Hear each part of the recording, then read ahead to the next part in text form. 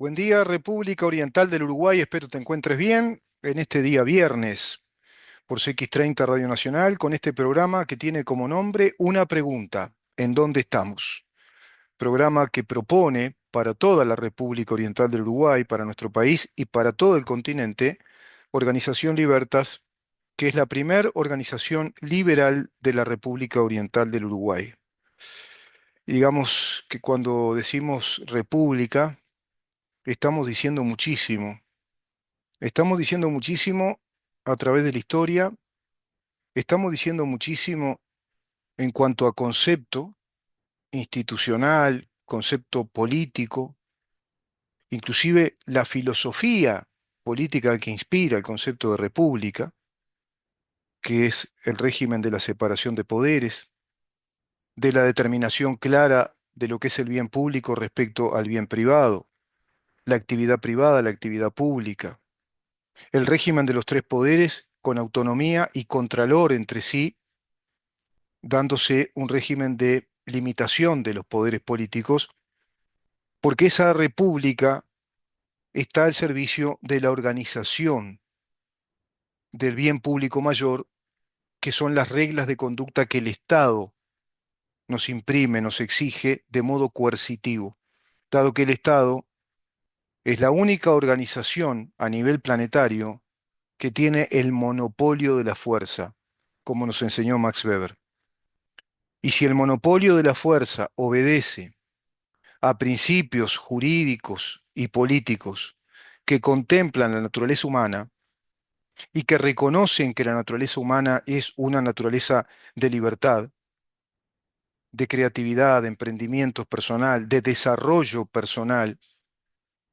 y así formula el elenco de los derechos llamados pétreos o inviolables como derechos subjetivos. Esto quiere decir que esos derechos ya nacen con nosotros, nacen en verdad con la condición humana.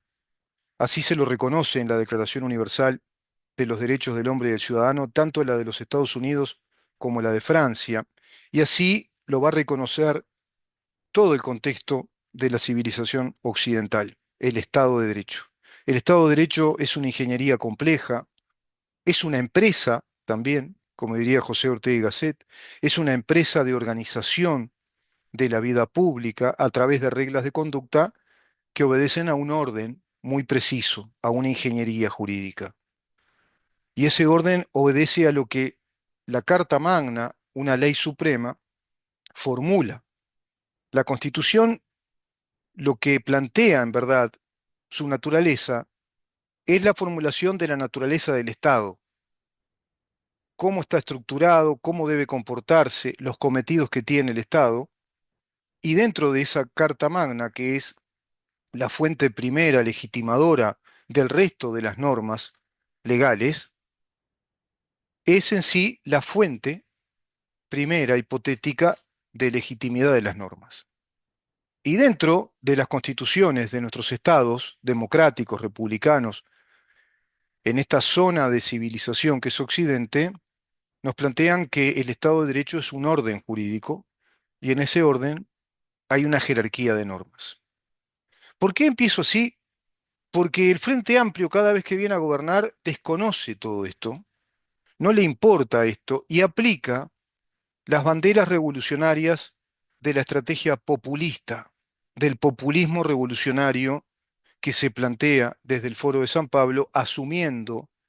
la doctrina revolucionaria, es decir, las bases doctrinarias y la praxis y la estrategia revolucionaria de la Escuela de Frankfurt, básicamente, desde la cual surge un personaje que va a ser el mentor, va a ser el pedagogo de la doctrina marxista, tanto para Hugo Chávez Frías como para Maduro, que es el doctor Heinz Dietrich, integrante de una de las generaciones de la Escuela de Frankfurt, dado que la Escuela de Frankfurt nace en 1923, con un proyecto comunista para Alemania. Va a migrar a Francia cuando se complica la cosa con el nazismo, y van a migrar luego sus integrantes fundamentales, Herbert Marcuse, Derrida, Michel Foucault, Adorno, Habermas y tantos, Walter Benjamin, tantos teóricos, son sociólogos, filósofos académicos, intelectuales, lingüistas, politólogos, que van a nutrir de muchísima bibliografía, de muchísima doctrina, a las nuevas estrategias marxistas a desarrollar a raíz de la crítica que le venían realizando a la Unión Soviética ya en la década del 50. Y en esa misma década del 50, concretamente en 1954, nace un gran movimiento también neomarxista, muy potente, llamado New Left Review, es decir, la revista de la nueva izquierda, pero esa revista es un paper universitario, no es cualquier revista, no es una revista como People o como Rolling Stone, sino que es una revista de circulación académica sustentando doctrina marxista con fuertes críticas al modelo soviético como para que no se caiga a pedazos el proyecto de la Internacional Comunista. Todos esos académicos, intelectuales, que van prácticamente a escribir una biblioteca inmensa ante la cual no nos daría la vida para investigar todo lo que se escribió ahí, porque vienen generaciones y generaciones y generaciones con mucha producción bibliográfica, con muchos artículos, muchos ensayos, monografías y libros, por supuesto, manuales, libros de texto, que incluso introducen en las universidades de Estados Unidos y de Europa, y así, por supuesto, también en América Latina, a través ya de la romantización de la Revolución Cubana en aquella década del 60, pero hay antecedentes en Uruguay con el movimiento de la generación del 45, los cuadernos de marcha, la unión, la fusión que se va a dar ya más adelante, en el año 1964, si no me equivoco, entre la FEU y la CNT, va a devenir esa unión post-gobierno de facto con el PIT-CNT y la FEU, y se va construyendo en nuestros países y concretamente en Uruguay una revolución desde la estrategia populista para instalar el socialismo del siglo XXI. Entonces nos encontramos con noticias realmente aberrantes como la que nos informa este diario iberoamericano, que ayer compartimos con ustedes, nos informa de algo realmente muy malo para Uruguay, para su institucionalidad, y es que el nuevo gobierno de Uruguay prepara decreto para permitir ocupaciones de los lugares de trabajo. Resulta que la ley de urgente consideración no permite esto, establece en uno de sus artículos que la ocupación no integra el derecho de huelga. Esto se anunció de acuerdo a que se modificará el decreto 281, que a su vez reglamentó el artículo 392 de la Ley de Urgente Consideración, artículo que luego fue legislado, es decir, reglamento de ese decreto que luego lo legisló el Poder Legislativo, instrumentando, es decir, interpretando y dándole precisión instrumental a esa disposición general de la LUC que establece que el derecho de la ocupación no es un derecho de huelga y plantea que deben convivir los huelguistas con los que quieren trabajar y con los dueños de esas empresas, respetando el derecho de propiedad. Resulta que este decreto, que falta sea aprobado por el Ejecutivo, pone en alerta a los dueños de empresas privadas que ven un retorno a las ocupaciones de lugares de lugares de trabajo que ocasiona pérdidas irrecuperables en la economía de cada compañía. No cabe duda que todas estas señales del Frente Amplio son dañinas para con el sistema político, son absolutamente dañinas, son dañinas para con la empresa, para con la actividad privada, para con la inversión, son muy dañinas, no inspiran inversión, no generan un clima de previsibilidad, de estabilidad institucional, sino todo lo contrario. Y estos vaivenes entre la línea política económica del actual ministro de Economía, Gabriel Ordóñez, en contraposición con esta línea batalladora, digamos que institucionalmente guerrillera ideológica que plantea el Ministerio de Trabajo a través del ex secretario ejecutivo del Partido Comunista, Juan Castillo, secretario también del PIT-CNT en su momento, planteando directamente una aberración institucional. ¿Por qué? Porque en un Estado de Derecho, como les decía al comienzo, hay un orden jurídico. Y ese orden jurídico nos indica que la ley está por encima de cualquier decreto y que los decretos, en verdad, son resoluciones administrativas del Poder Ejecutivo para organizar la vida política y la administración del Poder Ejecutivo. El presidente, como jefe de gobierno y a su vez como jefe de Estado, tiene la potestad de resolver por decretos, es decir, establecer una resolución administrativa, siempre y cuando ese decreto cumpla con su finalidad, que es instrumentar la actividad administrativa.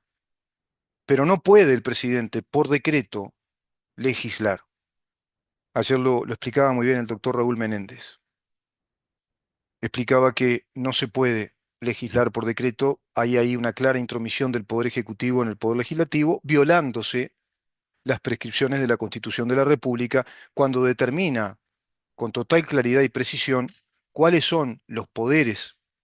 de cada uno de los tres poderes y cuáles son sus limitaciones, cuáles son sus facultades, facultades conferidas,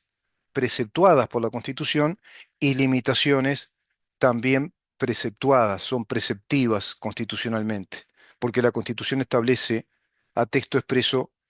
cuáles son las limitaciones de cada poder. Se viola todo eso, evidentemente, se viola el orden jurídico. Si esto ocurriera, no sabemos todavía, como conversábamos ayer con el doctor Felipe Schipani, hay que estar atentos a esta eventual resolución, ver si el presidente firma este decreto. Sería un acto autoritario que desconoce flagrantemente la autoridad institucional suprema del cuerpo electoral, de acuerdo a lo que formula el artículo quinto y el artículo 4 y 5 de la Constitución de la República, porque tomemos en cuenta que la ley de urgente consideración, además de que es ley, y que es una ley muy particular, que es de iniciativa exclusiva del Poder Ejecutivo, asumiendo los trámites normales de cualquier ley, y que debe ser aprobada por unas mayorías muy importantes,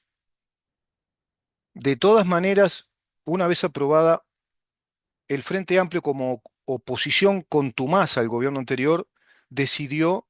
someterla a un referéndum en 135 artículos, entre los cuales estaba este artículo que quieren modificar por una vía de decreto presidencial que sea interpretativo y derogatorio del decreto anterior que instrumentó la ley interpretativa de la disposición de la ley de urgente consideración en materia del derecho de huelga. Por lo tanto, están acometiendo en verdad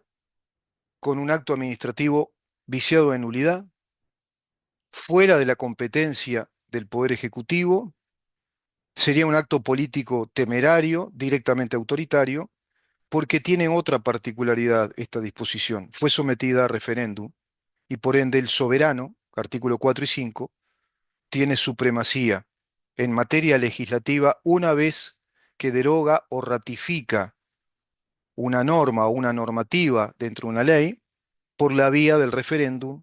que es una de las vías directas y democráticas que nuestra Constitución establece. Referéndum que puede plantearse solo una vez en un periodo de gobierno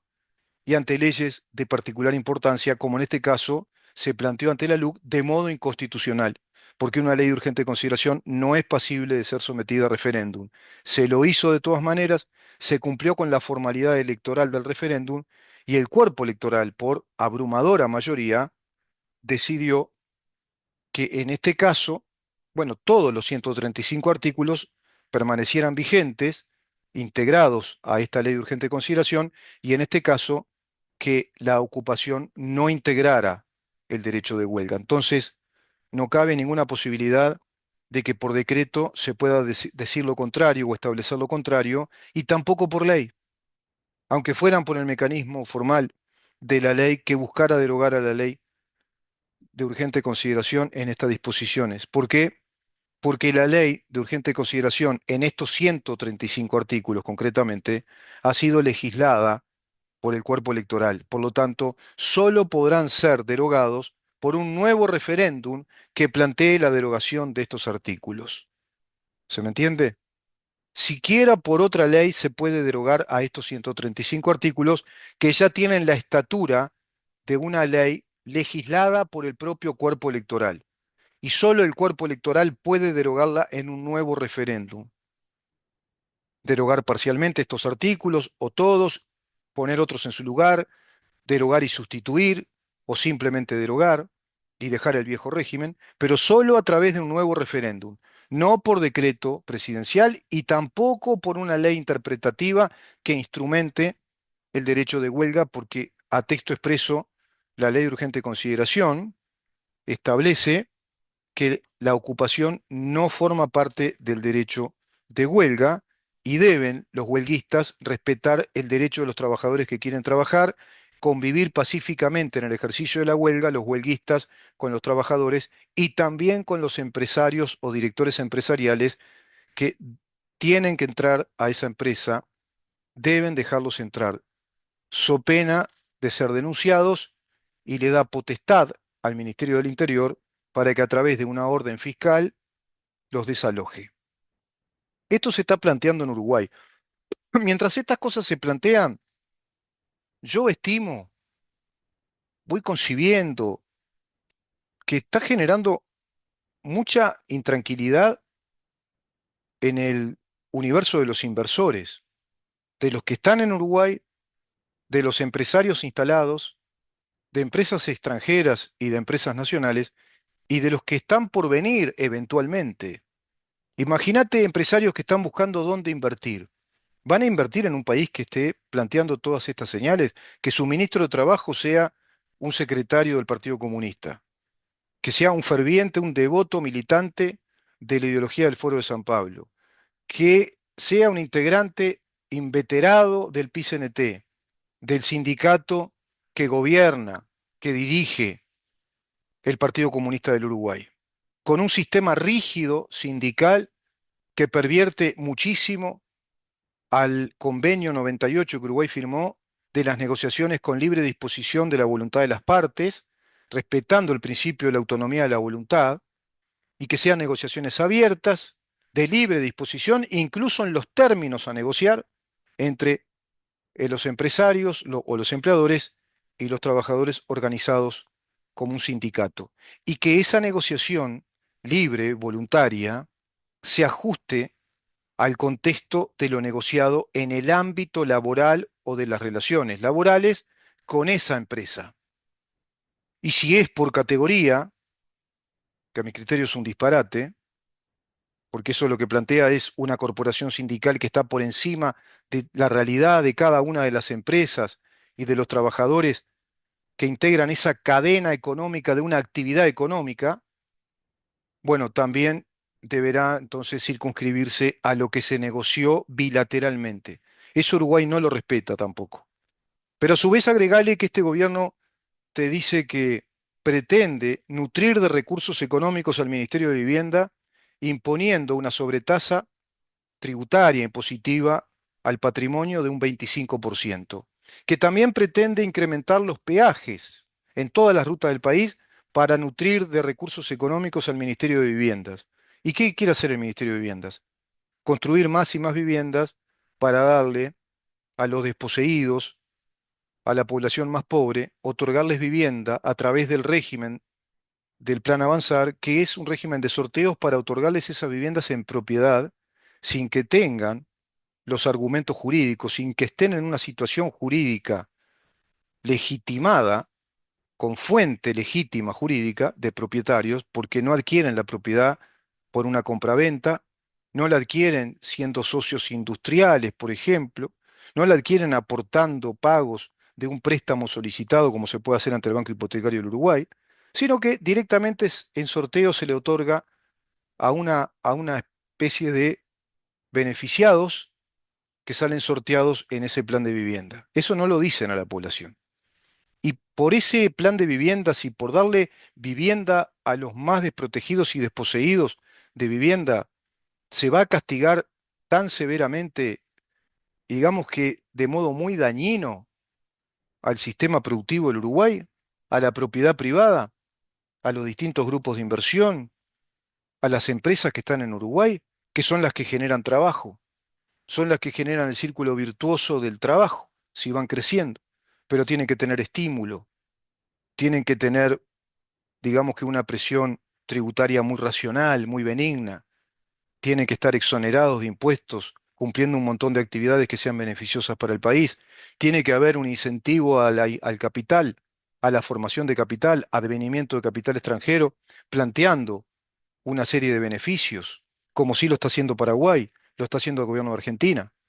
Y así las empresas miran con muy buenos ojos a Paraguay, Argentina, que aplican la teoría económica liberal, del mercado abierto, libre, de competencias, con empresas que se lancen a un mercado de competitividad requiriendo la innovación, necesitando la innovación, el emprendimiento creativo para poder crecer desde esos mercados con estados que cobijan al patrimonio, a la propiedad privada, al capital. Acá en Uruguay con este gobierno es todo lo contrario, es todo lo contrario. Y se fueron despachando ya en estos 24 días de gobierno con cosas lamentables, ¿no? Ya en la gestión del Frente Amplio, en solo 24 días, 6 millones de pesos en gastos confidenciales de Yamandu Orsi, 6 millones de pesos, de gastos confidenciales a través de una cuenta del Banco de la República, de una cuenta para llevar un control, algo así como una especie de policía financiera que debe controlar el supuesto lavado de dinero, pero te dice que son confidenciales. Es decir, el destino de ese dinero es confidencial y el uso de ese dinero es confidencial. COSE haciendo campaña por el Frente Amplio para la intendencia del gobierno, que evidentemente acomodaron periodistas de todo tipo, la hija de Blanca Rodríguez designada como directora de Cambio Climático, está la hija de Astori como directora de las políticas de género y de la diversidad sexual. Volvieron los piquetes con cortes en las calles. Luis Puch, inspector nacional de trabajo, alentó las ocupaciones de las empresas, es decir, en coincidencia con Juan Castillo y su propuesta de un decreto que derogue el decreto anterior, que a su vez fue reglamentario de la ley de urgente consideración, y que por la vía de un decreto derogar una disposición de una ley que fue sometida a referéndum en este punto y que solo podrá ser derogada por otro referéndum. ¿Viste cómo se mueren de risa, por no decir otra cosa, en la institucionalidad del Estado uruguayo? No les importa el orden jurídico.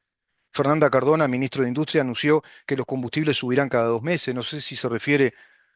a la paridad de los combustibles por importación, que se calculaba cada 2 meses un posible incremento, no tenía por qué darse. No se dio siempre así en el gobierno anterior. No cumplieron con los 2.000 nuevos policías que iban a contratar al otro día de asumir. Tampoco con el dinero que le iban a dar a los estudiantes para que vinieran a estudiar a Montevideo. Vivienda y dinero. No cumplieron con las cámaras de videovigilancia que iban a colocar de urgencia para mejorar la seguridad, según manifestó el actual ministro del Interior, Carlos Negro, que una vez que planteó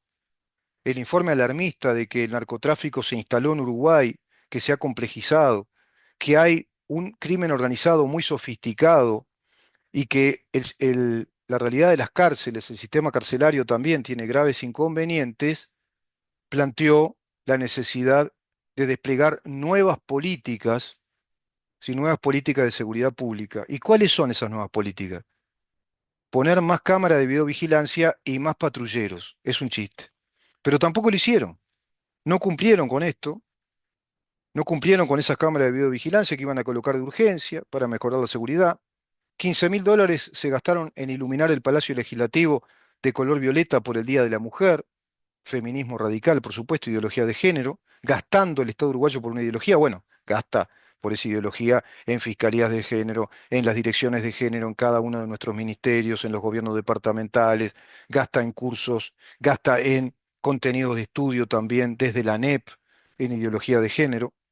Sacó se mintió diciendo que ella construyó el mástil para la bandera de Artigas en el Palacio Legislativo. Mintieron con lo de las nuevas ollas populares. No cumplieron con el bono universal para niños que comiencen la escuela. Aumentaron el precio de los productos básicos, por ejemplo, la leche. Aumentaron los alquileres ya. Delincuencia en aumento y volvieron los robos rapiña, ese estilo del robo rapiña. ¿Qué seguirá? ¿Los Miguelitos? ¿Seguirá la oleada de saqueos, por ejemplo, a distintos circuitos económicos del país? Bueno, curros de todo tipo, ¿no? Quieren la sobretasa del 25% en el impuesto al patrimonio. Marcelo Dala quiere crear un impuesto a la tecnología. El homenaje al terrorista Raúl Sendic, el bebé Sendic, Sendic padre. Reunión de Orsi con el delincuente de Lula da Silva.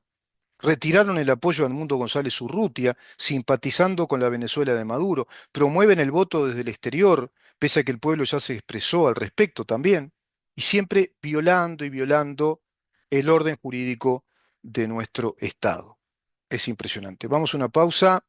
Vamos a recibir al doctor Conrado Rodríguez para seguir conversando acerca de este desbarajuste,